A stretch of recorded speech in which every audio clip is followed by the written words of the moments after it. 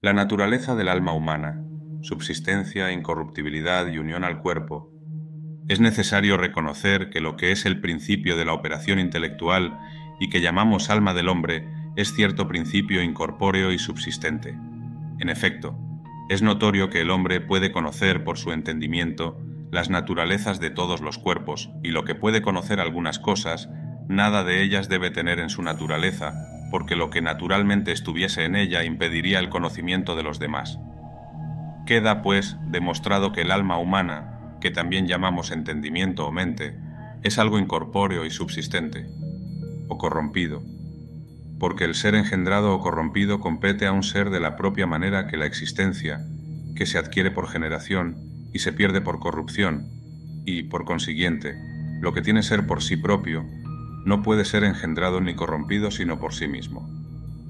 En cuanto a las cosas no subsistentes, como los accidentes y las formas materiales, se dice que son hechas y destruidas por la generación y la corrupción de los compuestos. Queda, empero, demostrado que las almas de los brutos no son subsistentes por sí mismas, y que únicamente lo que es alma humana. Por consiguiente, las almas de los brutos corrómpense con los cuerpos, mientras que el alma humana no podría corromperse sino por sí misma, lo cual es de todo punto imposible no solo respecto del alma humana, sino de cualquier ser subsistente, que no es más que forma, porque es evidente que lo que conviene al ser por razón de sí mismo es inseparable de él, y el ser por sí mismo compete a la forma, que es un acto. Aun suponiendo que el alma fuese compuesta de materia y forma, como algunos pretenden, sería preciso también reconocer que es incorruptible,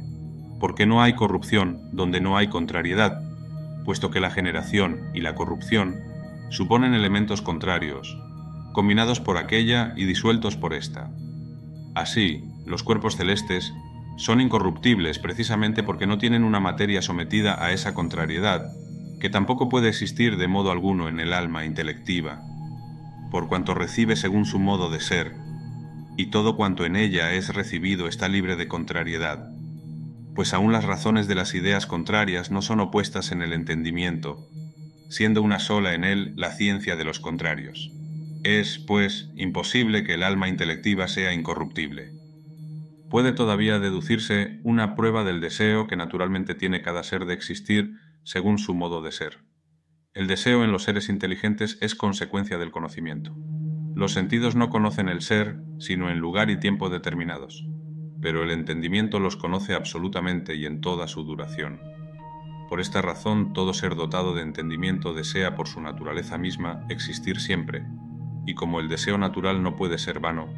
síguese que toda sustancia intelectual es incorruptible. Horma del ser a que se atribuye la operación.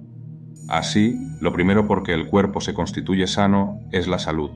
y la ciencia lo que ante todo hace que el alma sepa, y por esta razón, la salud es la forma del cuerpo y la ciencia lo es del alma en cierto modo. La prueba de esto es que ningún ser obra, sino entre tanto que está en acto y que, por consiguiente,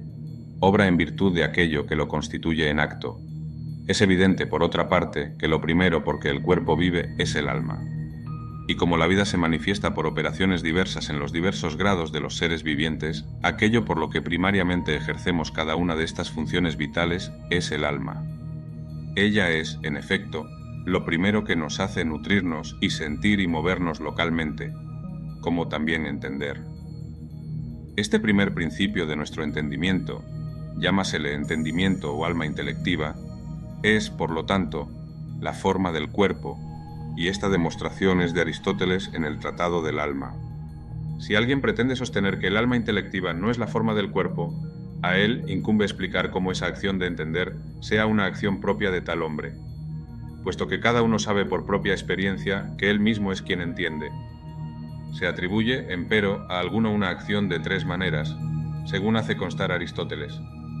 Dícese que alguna cosa se mueve u obra, o según todo su ser, como el médico cura, o bien por una parte de sí misma, como el hombre ve por medio de su ojo, o, en fin, accidentalmente, como si dijéramos que lo blanco edifica por la circunstancia accidental de ser blanco el constructor. Así pues, cuando decimos que Sócrates o Platón entiende,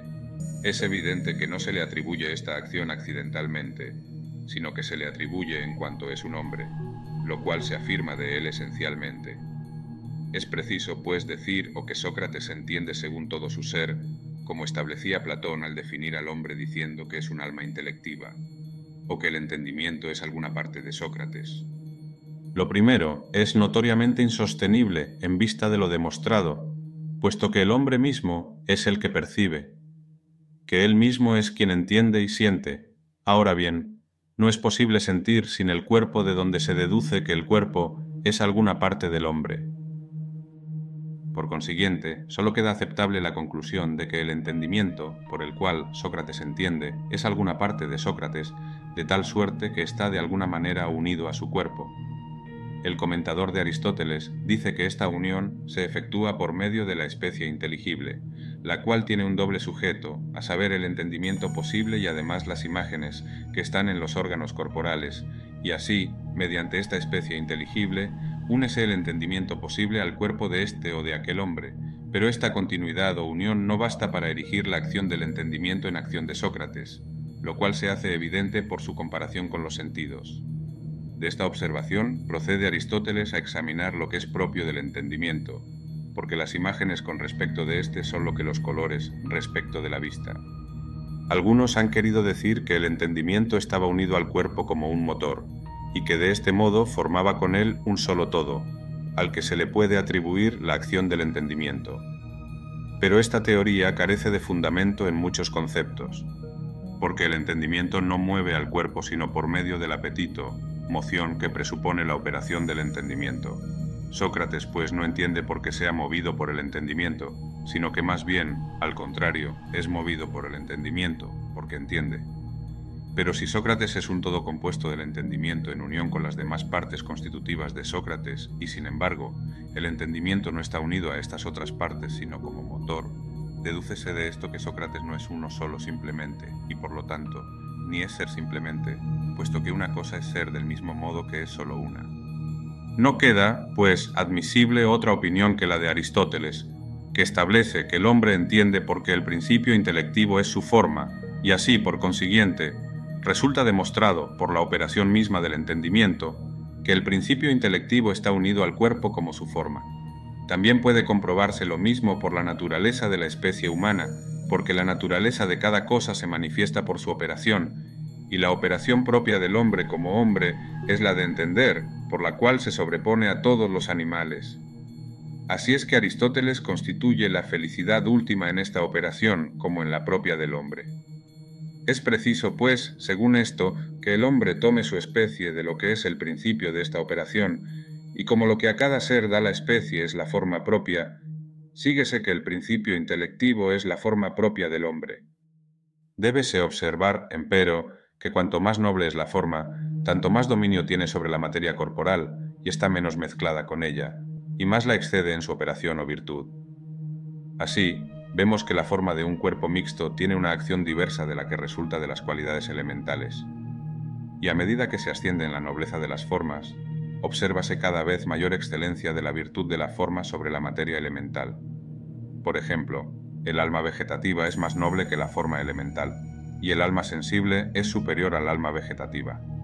Siendo, pues, el alma humana la más noble de todas las formas, excede, por consiguiente, a la materia corporal en su virtud, por cuanto tiene una operación y potencia de que no participa aquella, y esta virtud o potencia recibe el nombre de entendimiento. Es muy digno de notarse que si se supone al alma compuesta de materia y forma,